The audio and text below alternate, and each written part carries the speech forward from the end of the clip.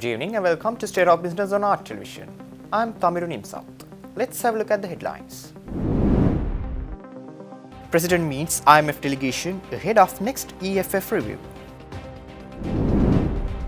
Sri Lanka Tourism Awards 100 tourism SMEs. News in detail.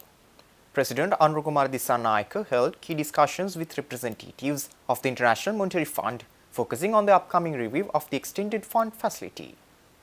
The meeting was held at the Presidential Secretariat recently. Dissanayake highlighted the economic stability achieved under the government and expressed readiness to accelerate efforts to integrate Sri Lanka into the global economy through sustainable growth and the pursuit of emerging economic opportunities.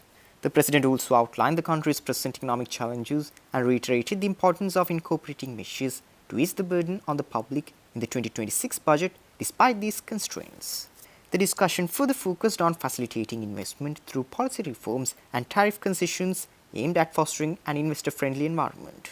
The President expressed confidence that Sri Lanka would continue to benefit from the IMF's support in ensuring long-term economic stability and consistency in policy direction. The representatives of the IMF also agreed to extend the necessary support to maintain economic stability and further Sri Lanka's global advancement.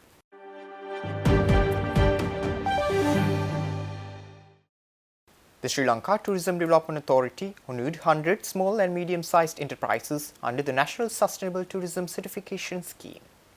This event, jointly organised with the UNDP, was held in Colombo yesterday. The NSTCS is aligned with the globally recognised standards of the Global Sustainable Tourism Council. Since 2018, UNDP's Biodiversity Finance Initiative has worked with SLTDA to roll out the NSTCS for accommodation providers, destinations and now SMEs. UNDP resident representatives Azusa Kubuta lauded the SMEs for embracing sustainability whilst reflecting on the UNDP's ongoing partnership with Sri Lanka. UNDP resident representative Kubuta stressed the importance of SMEs, which represent 70% of Sri Lanka's tourism-related businesses. She also outlined the urgency to act on climate and biodiversity, reminding Sri Lanka's sustainable tourism ambitions to its nationally determined contributions under the Paris Agreement. Tourism Development Authority Chairman Buddhika Hewawasam stated that the certification process was not merely symbolic, but part of a broader strategy to reposition Sri Lanka as a leading sustainable tourism destination. Speaking at the ceremony, Tourism Deputy Minister Professor Ruwan Ranasinghe highlighted that the tourism industry's value goes far beyond its economic returns. He also said that tourism supports communities, protects the environment and promotes Sri Lanka's story to the world. Because everyone is talking about tourism everywhere. And why it is for? I think it is to support our economy and to support our communities and to support our ecology, environment, and to promote our culture, heritage. Yeah. So these are some of the broad expectations that we have from tourism. And if the same tourism and related activities or developments hinder these objectives, I think such tourism we don't want. Tourism is not just a competition or race of building heavy infrastructure and bringing in huge hotels and tourist traffic and doing business. It is not. We don't believe in that. For us, tourism is incorporating our local values, heritage, ecology, community, engaging them and building them a sustainable economy.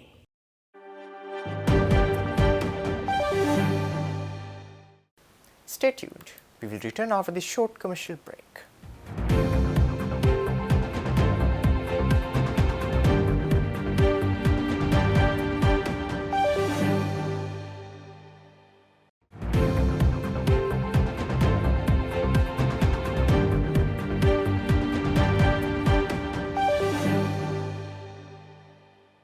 Welcome back after the break. The National Organic Control Unit of the Sri Lanka Export Development Board continued its mission to elevate Sri Lanka's organic agriculture sector. They conducted the third phase of its 2025 National Awareness Program in Batticaloa recently. The awareness seminar follows the earlier programs held in Jaffna and Martale. The one-day awareness program contained expert presentations and stakeholder discussions and drew over 75 participants from the Eastern Province. The occasion featured a comprehensive set of lectures by subject matter experts offering practical and policy-level insights into the organic agriculture ecosystem.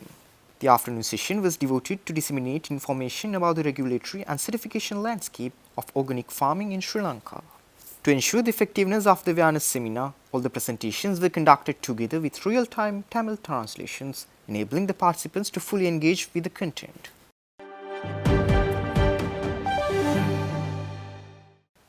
The Sectoral Oversight Committee on Infrastructure and Strategic Development convened to review the proposed Sri Lanka Electricity Amendment Bill. The meeting held at the Parliament premises recently was chaired by MP S.M. Marikar. The meeting brought together key officials from the Energy Ministry, Attorney General's Department and the Ceylon Electricity Board. During the session, several proposals and recommendations submitted by the Electricity Regulator, Public Utilities Commission regarding the amendment of this bill was discussed and agreement was reached on several matters. The Attorney General's Department also expressed its views on the draft bill before the committee, and it was decided to print the draft bill in all three languages along with the agreed amendments and submit it for approval by the committee.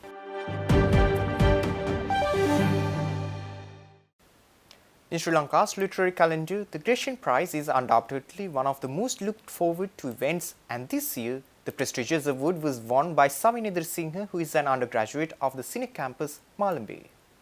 As organized and presented by the Gratian Trust, the prize recognizes the best work of creative writing in English by a Sri Lankan residing in the country annually. This year's winner is Savinendra Singha for his short story collection titled as Katakatha, Gossip, Rumours and Idle Talk. Savinendra Singha's short story collection was selected from a shortlist of 5: Womb Full of Weeds by Ranadi Gunawardana, The Warm South by Vihanga Pereira, Novia No Return by Ajit Parakum Jaisingha, and He Was Court's Child Too by Upali Mahalyana. Accordingly, the Cine campus celebrated the remarkable achievement of Savinendra Singha, a final year student from the Faculty of Humanities and Education. Savin's book has been lauded by the jury as a witty, bold and experimental collection that explores the premise of gossip as a cornerstone of civilization. Most were claiming that the stories within the collection weave through absurd, magical and irrational narratives, presenting a diverse cast of young characters with a clever balance of tragedy and satire.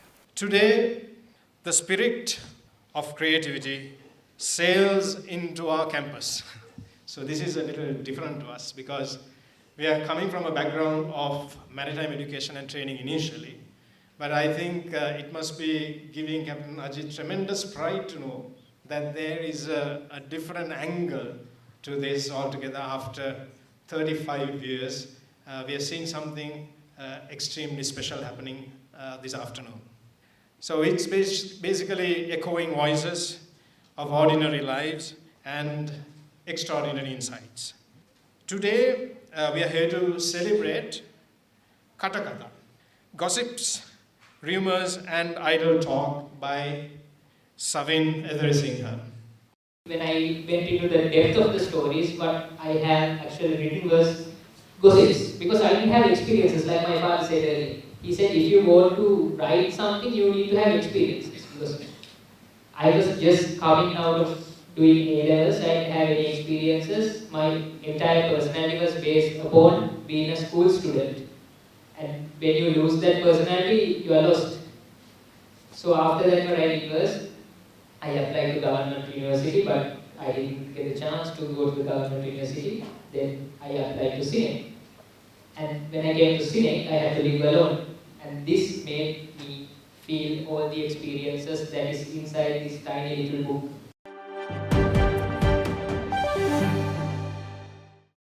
Stay tuned for the stock update.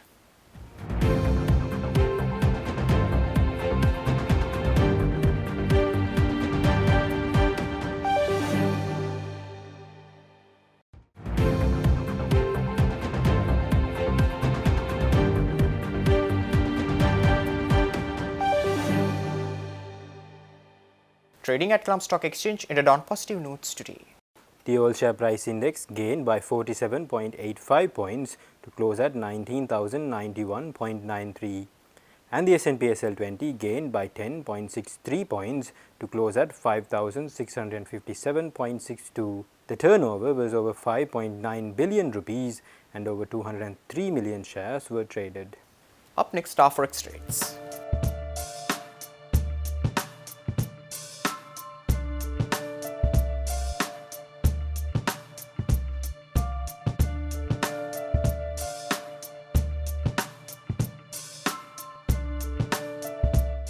That's all our news for today. For this and more, subscribe to our channel on YouTube and follow us on Facebook. Take care and good night.